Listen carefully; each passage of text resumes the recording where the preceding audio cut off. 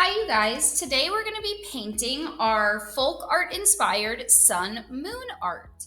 Last week, we drew it out in pencil first, and then we used pencil and crayons to create all of these patterns and designs. We went on top of all of our pencil lines with a crayon or colored pencil, and now we should be ready to paint. If some of your pencil lines are still uncovered, make sure you cover those first before we start painting.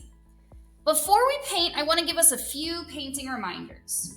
So as we're looking at our materials, remember that we never pick up or move our paint or water unless the teacher asks you to.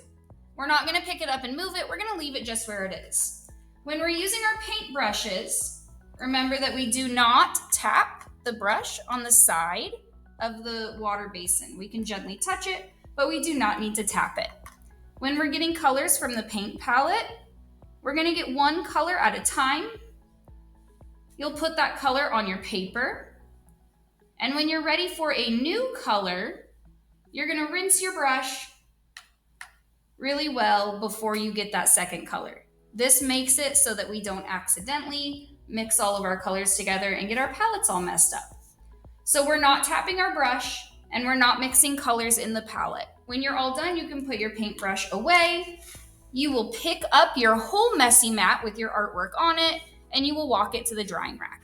You'll put it on the drying rack, and then you can do one coloring page or free draw paper at your table until the end of class. Remember, we do not paint on coloring pages or free draw papers. Make sure that you're filling in all of your space and taking your time so that it looks nice and neat, and you're proud of your art. If you have any questions, I'll be around the room. Just raise your hand and I can come by and help you.